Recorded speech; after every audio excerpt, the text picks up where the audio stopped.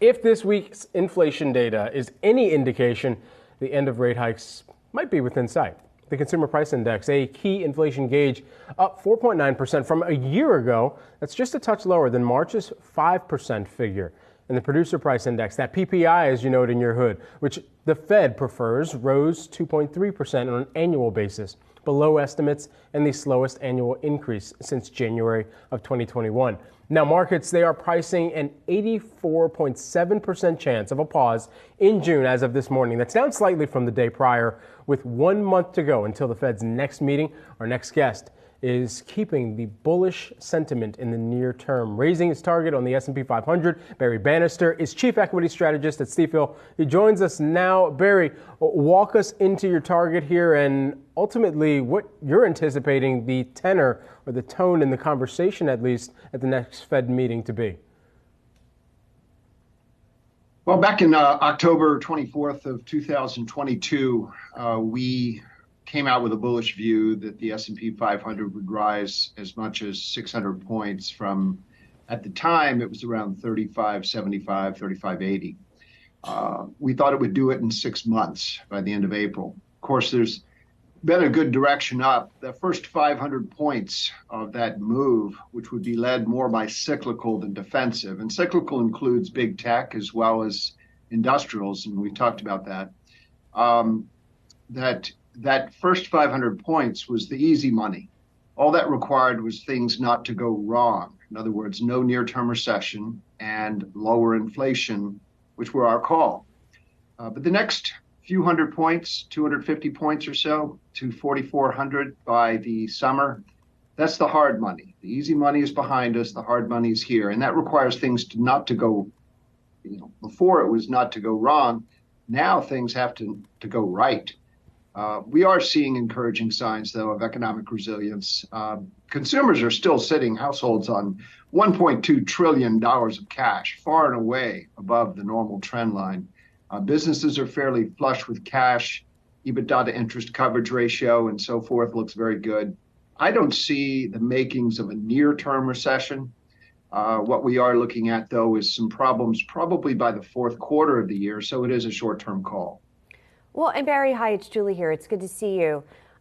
I noted that mention of economic resilience in your note. At the same time, we're hearing from the likes of Federal Reserve Governor Michelle Bowman, who's speaking in Europe this morning and saying there is the potential for another interest rate increase. That's something that other strategists have floated as well. If that economic resilience comes with another rate increase, is that going to be damaging to markets? In other words, if everything has to go right, does that include a pause from the Fed? Does that fall into the category of going right? Well, keep in mind that two things have happened. One, earnings have actually come in a little better than expected. If you take the percent of companies in the S&P 500 index that beat the estimate and subtract the percent that missed the estimate, so the beat-miss difference, it actually turned up nicely in the first quarter. And when that has happened in the last 20 years, the S&P 500 on a year-over-year basis starts to go up, and it's doing it again.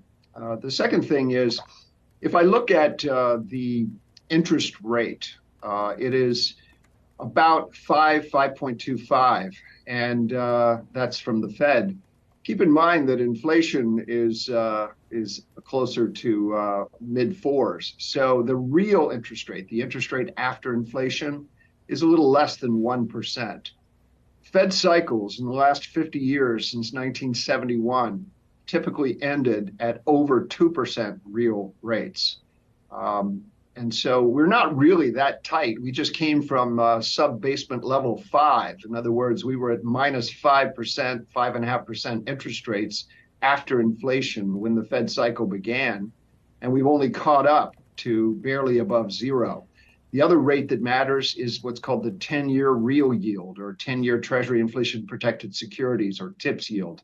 Very important for valuation. That is around 1.2. If you look at the pre-global financial crisis era, it was always around 2 to 2.5. So we're at half the real yield of the past. So it does preserve valuation and enables stocks to have a higher valuation when interest rates after inflation are actually quite low versus history. Where is the largest valuation upside from an equity perspective?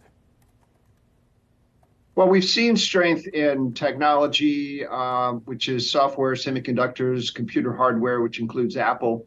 And we've seen some strength in selected communication stocks, such as the internet. Typically, they can go higher on the valuation than where they are now. And the most beaten down, downtrodden names like banks and some of the industrials, some of the basic materials represent good value if we can avoid a recession, certainly into late in the year. So what we've done is barbell. We think that there's still some upside on tech, consumer media, communications related names. And also there's some downtrodden value in the names I just mentioned, such as banks and industrials and materials. So we would barbell the two into the summer and have a weighting in both. What I would avoid is making a defensive bet, everything from pharmaceuticals to utilities to household products. They just don't look interesting to us right now.